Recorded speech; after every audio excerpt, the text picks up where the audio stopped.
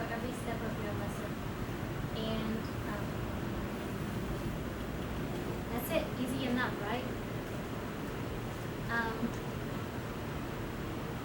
And then this is the sort of the lesson plan sheet that you guys got through over and over and over again. The reason you're getting this sheet so many times is because it was used in one of the trainings last year, and I think it's actually provided by Wingfoot. So maybe this school, they use this format. So when you do your lesson plans, they use this format. So figure out what format your school is using and try to go with that. And then here, other teachers, they use dialogue journals. So they have a journal where if the kids come in, you can give them sort of like a sentence frame, and they can complete the sentence frame, or if they're more advanced, you can give a topic, and they can kind of write about the topic a little bit, and then you can collect the books and read through it. You don't have to always rate them and check them for grammar, but you can also just kind of look at the content to promote more writing. But you have to figure out how that works for you, because there's a lot of extra reading and writing and rating. Student work. Okay, try to scaffold and have students work in group initially. So basically, in terms of, so for my first project in grade 5, we sort of did rooms in a house, and then this is the living room, and then so I asked them to go home and find pictures on the internet, and then there is a what and blah where I usually do what and what here. So, and believe me, it looks like it should be really easy and straightforward. It took forever. And we only did the sentence writing part in class. We didn't even do like the artwork or anything else in class. And really this took time. And it took a lot of time to even just scaffold the activity so we could do that. And then, you know, some people will look at pictures, others will draw on a scrap piece of paper, they color it. So, I mean, so you'll see all different levels of work, and then so this is sort of like after they put it together, there's a living room, there's a bathroom, and so on. And then so this is another one. This is grade 6. This is grade 5. Yeah. And already, like when they were working in groups, I felt like, oh my gosh, if the principal were to walk in, then potentially she might think this is a little more chaotic. So this is the important thing for you guys to figure out. Like, there's your head teacher and there's your principal. Some principals are sort of more hands-on, so they will have their own set of preferences. So for example, actually when our principal doesn't like it if we do any kind of artwork. So there's no arts and crafts, period.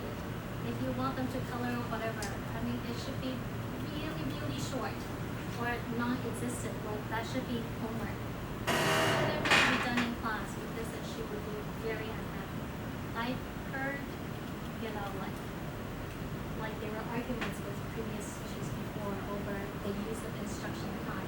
So some principals really believe that instruction time really should just be, you know, that oral language practice or the written language practice or things that they can't get, you know, other than being with a live teacher. So afterwards, as students gain proficiency and you think they can handle more stuff, so second semester, I decided to be a little more brave. And then so I had them go home and draw pictures of what they want their figure to wear, and then I can write a sentence. He is wearing a color, and then, you know, clothing name, or something like this with striped t-shirt, pattern, introducing pattern, color, pattern, clothing name. So these are the different things that the students have done. And she is learning. And they wrote the sentences in class after they've done the artwork. And then so, even though they were sitting in groups, so they could help each other write the sentences. But so a lot of it was me going around answering questions. So you're literally just running around like crazy trying to, you know, help the kids out and trying to get them fun. So it's busy. And it would have been easier with the co-teacher. Unfortunately, they changed the program, so no more co-teacher. Yep. And so, I'm almost done. And then it'll be your turn. So unfortunately, you guys all have to sort of create in the class or I can answer questions. So I can't emphasize how much classroom management is really key to whether or not you allow your grade 5 and grade 6 or really take it. I think many foreign teachers will agree that it is probably the hardest, these two will be the hardest grades to teach in the program because you really do have to spend time to manage the classroom. And don't be shy about stopping and regrouping before moving on. I've heard teachers have gotten so angry that they lifted up a chair with a student and it set it in a different place. So it can be challenging, but if you do the management piece right, it can be fun. Scaffold activities into manageable chunks. If you don't, students will be looking at you like, what planet are you from? We don't know what you're talking about, and they'll just do something else. Try to use pictures to help convey ideas whenever possible. Be patient, persistent, and consistent. So if kids are off task, make sure you keep them on task. And I think non-confrontational ways are sometimes better than to say, hey, stand in the back of the room, we're off task. Sometimes if you just simply stand next to the kid, they will sort of get it and, start doing what they're supposed to be doing and be a little embarrassed. And then use your CTs for ideas, and if you run into problems, they can totally help you, sort of like come up with solutions or other things to help you out. And I'm done. Do you guys have questions? Otherwise, it's your turn. Any questions? Burning questions? So you like that art assignment where you had the kids draw the outfit? You said at Sheehan they don't let you do So no art prep. class. So you had to let them do that at home? And then a challenge is because if you assign homework, right? So who will collect the homework? Your helper will collect the homework. Even though if you have a good relationship with the home teacher will help you. But if you don't, then really you are on your own. And your co-teacher will sometimes help, sometimes not help if they're too busy. So you be prepared to be on your own if, it really depends on who you're working with. You could be getting a lot of help or virtually no help.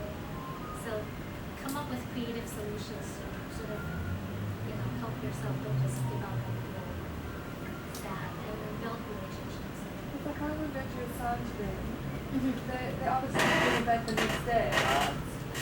Or they have the whole week to So normally, if I assign homework, I give them like 3 days. I'll say, okay, I want this back by Friday. So Friday, usually the set will come back to you, and usually you'll still be missing enough like 5. Sometimes you only get half of the class back, depending on what's going on. So if it's really bad, so for like the art assignment, some of the kids didn't do it, period. So what could you do, right? So I just had the kids write the sentences, and then during lunch, they all had to come to my office and finish the artwork in the office, and then they could go do something else. So, you have to find a way to still get what you need to get, what you want them to get done. And so the little teacher collects the homework and then brings it to you? Yes. So you can call the classroom, and you don't even have to talk to the home teacher. You can say, I want to talk to you. Because usually in upper grades, a student will answer the phone. So you can say, I want to talk to 23 or something like that. Or if they don't understand more than grade level, pass the phone on to somebody else who can understand. You said that for handouts and stuff, do your kids get like an English folder? Yes. They can put stuff in? Yes. Is that typical? Like what are our kids gonna come to class with? So you can tell them what to come to class with. I think in terms of buying folders because it is public school, so they don't know if all the kids. Well, actually, the school has a chunk of money to buy supplies like books, like readers. I mentioned readers, right? So if there's a book you want everybody to have, so you can buy a set of 30 with the money for the international program, and you can tell your co-teacher they can spend that money and get a set of book for you for one of your units, right? Or if they have extra money, they can spend that money to buy a folder for every kid in the program. So you have to talk to your head teacher to see how she wants to spend that money. And a lot of time, maybe they already have folders.